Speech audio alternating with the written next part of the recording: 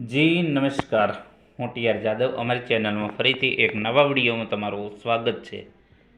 મિત્રો, તમે બધા મસ્ત હશો, મજામાં હશો?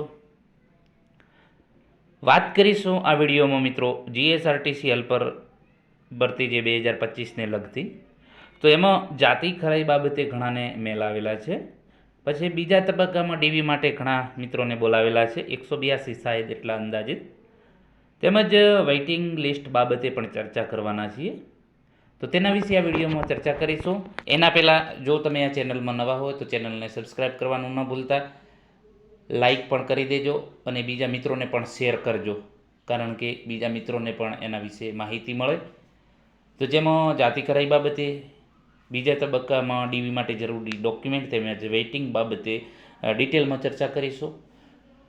મિત્રો, જીએસઆરટીસી હેલ્પરમાં ઘણા મિત્રો જે છે સિલેક્ટ થયા છે, જેમાં 1658 મિત્રોને જે છે 2 તારીખે 2 જાન્યુઆરી 2026ના રોજ નિમણૂક પત્ર આપેલા છે વોટ્સઅપ દ્વારા.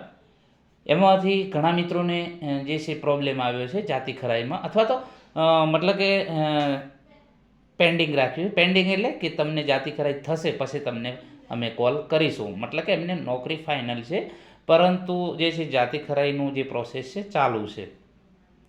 હવે જનરલ અને ઈડબ્લ્યુએસ માટે જાતિ ખરાઈનું નથી હોતું, એટલે એ લોકોને બોલાવી લીધા છે. બીજા ઓબીસીને ઘણા મિત્રોને જાતિ ખરાઈ થઈ ગઈ છે, અમુકને બાકી છે, તો એમને પણ બાકી રાખ્યું છે. ઓબીસીમાં અંદાજે 80% જેવી જાતિ ખરાઈ થઈ ગઈ છે અંદાજિત.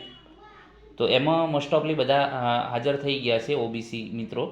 હવે એસસી ને એસટીને એમને જાતિ ખરાઈ બાબતમાં થોડો પ્રોબ્લેમ છે, મતલબ કે જે ડોક્યુમેન્ટ કોઈને બાકી હોય, અથવા તો કોઈ જાતિ ખરાઈ બાબતમાં જે સરનેમમાં કે બીજા કોઈ અન્ય જે છે ઇસ્યુના લીધે એમને મેલ આવેલો છે પર્સનલ દરેક મિત્રને, જેને કંઈક ડોક્યુમેન્ટ ખૂટે છે અથવા તો કંઈ વિસંગતતા હોય, અલગ અલગ હોય, તો એવા લોકોને મેલ આવેલો છે કે ભાઈ તમારે આ ડોક્યુમેન્ટ જમા કરાવવાનું છે. તો એ પ્રમાણે એ મિત્રોને જે છે જે ડોક્યુમેન્ટ જમા કરાવવાના થશે, તો મેસેજ આવ્યો છે, મેલ આવેલો છે, તો એ પ્રમાણે એમને જે અહીં તમે જોઈ શકો છો, જે 1/4/1978 પહેલાંના પિતા તથા દાદાના અધિનિવાસના આધાર રજૂ કરવા, દાખલા તરીકે એલસી અથવા તો જમીનના પુરાવા, એટલે કે જે સંબંધો પ્રસ્થાપિત કરવા, આધાર રજૂ કરવા. તો આ જે છે 1/4/1978 પહેલાં.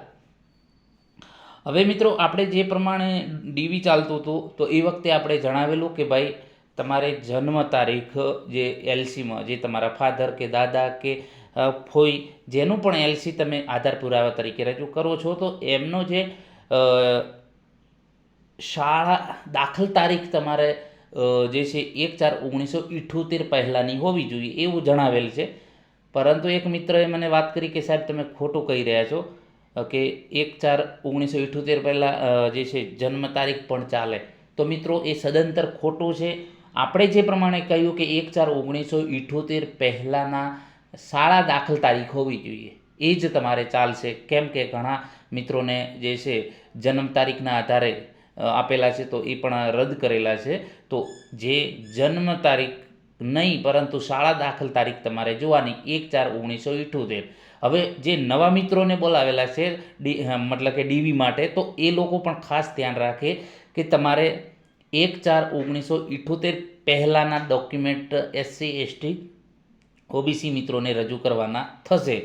તો હવે એ લોકોએ પોતાના ફાધર ભણેલા છે, તો એમનું એલસી 1/4/1978 પહેલાંનું હોય, શાળા દાખલ તારીખ 1/4/1978 પહેલાંની હોય, તો એ તમે જમા કરાવી શકો છો. અને વયપત્રક, જો ફાધર અભણ છે અથવા તો ભણેલા નથી, અને જે છે તમે દાદાનું કે મોટા કાકાનું અથવા તો ફોઈનું એલસી તમે જમા કરાવો છો, તો તમારે ફોઈ, દાદા કે કાકા, અન્ય પિતા સિવાયના તમે જેનું એલસી જમા કરાવવાના છો, તો એ માટે તમારે સોગંદનામું કરાવવું,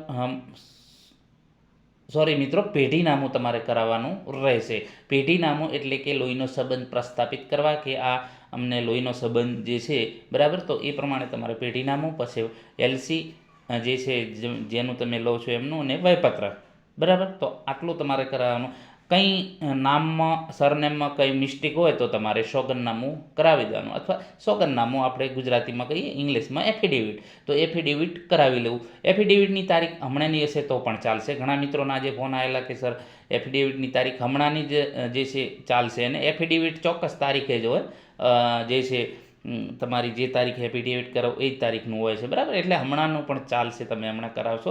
હવે 16 તારીખે એ લોકોને ડીવી માટે બોલાવેલા છે, જે બીજા તબક્કામાં જે 16 તારીખથી ચાલુ થશે, મતલબ કે એક દિવસમાં મોસ્ટ ઓફલી બધાને બોલાવી લીધા છે. તો એ પ્રમાણે, અને વધુ તમારે માહિતી જોઈતી હોય તો આપણે એ વિડીયો પ્લેલિસ્ટમાં પડ્યા છે, હેલ્પર ચર્ચા, અથવા તો તમે એમાં ચેક કરી શકો છો. તમામ વિડીયો આપણે જે હેલ્પરની જે છે કોઈ પણ માહિતી માટેના વિડીયો બનાવેલા છે, તો તમે અમારી ચેનલમાં જઈને એ સર્ચ કરી શકો છો, અથવા તો આપણે ડિસ્ક્રિપ્શનમાં પણ મૂકી દઈશું કે કયા કયા ડોક્યુમેન્ટ જોઈએ છે, તો એ વિડીયો તમે જોઈ લેજો તો તમને વધુ ખ્યાલ આવે. વયપત્રક શું છે, પેઢીનામું શું છે, તો એના પણ આપણે વિડીયો બનાવેલા છે, એ પણ તમે પ્લેલિસ્ટમાં જઈ અને ચેક કરી શકો છો, તો તમને વધારે આઈડિયા આવશે.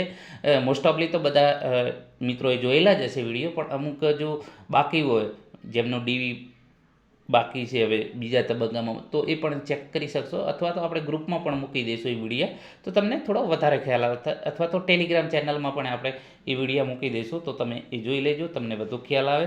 હવે મિત્રો, જે દાદાના તમારે કંઈ પ્રોબ્લેમ હોય તો આ ટાઈપનો તમને મેસેજ આવે કે ભાઈ તમારે જાતિ ખરાઈમાં તમારે પિતાનું જો હોય, દાદાનું હોય, કાકાનું હોય, કે જે તમારે આધાર પુરાવા કંઈ બાકી હોય તો એ તમારે રજૂ કરવાના રહેશે. એ પ્રમાણે આ રીતે ઘણાને મેસેજ આવે છે કે કારડિયા જાતિના 25/7/1994 પહેલાંના આધાર પુરાવા રજૂ કરવા, તો એ જે તે પ્રમાણે જે તે આધાર પુરાવા હોય તો રજૂ કરવા, ના હોય તો તમે એ પ્રમાણે લખાણ કરી શકો કે સર આ મતલબ કે નથી અમારામાં, અથવા તો તમે એ પ્રમાણે રજૂઆત કરી શકો. જો આધાર પુરાવા તમારી પાસે હોય તો તમે એ પ્રમાણે રજૂ કરી શકો છો. તો આ પ્રમાણે ઘણા મિત્રોના મેસેજ આવેલા છે, મને વોટ્સઅપ મેસેજ પણ કરેલા છે કે સર હવે અમારે શું કરવાનું છે આમાં.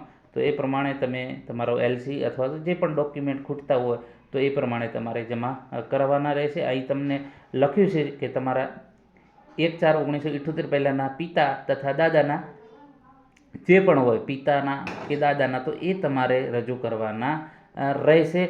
અથવા તો તમારે જીએસઆરટીસીમાં જે છે એક વખત જે તે ડિવિઝનમાં તમને કદાચ નામ હોય તો એ પ્રમાણે ડિવિઝનમાં પૂછી લેવાનું કે સર આ ડોક્યુમેન્ટ અમને મંગાવે છે, ક્યાં અમારે આપવાના છે, તમને આપવાના છે કે પછી જે તે સમાજ કલ્યાણ મતલબ કે ગાંધીનગર અથવા તો જે પણ હોય ત્યાં એક વખત કન્ફર્મ કરી લેવાનું કે સર ડોક્યુમેન્ટ માટે મેલ આવ્યો છે તો અમારે ડોક્યુમેન્ટ ક્યાં આપવાના છે. એક વખત જે તે તમારું ડેપોમાં અથવા તો ડિવિઝનમાં તમારું નામ હશે તો એ ડિવિઝનમાં તમે કોલ કરીને વાત કરી શકો છો કે આ રીતનું છે, તો અમારે ડોક્યુમેન્ટ ક્યાં જમા કરાવવાના, બરાબર. મોસ્ટ ઓફલી તો તમારે જે તે ડિવિઝનમાં પણ એ લોકો લઈ શકે, તેમ છતાં તમે અહીં જે છે ગાંધીનગરનું પણ પૂછી શકો, અથવા તો જે તમારા ડિવિઝન ડેપોમાં તમને મળ્યું હોય તો ત્યાં તમે ત્યાં પૂછા કરી શકો છો, બરાબર.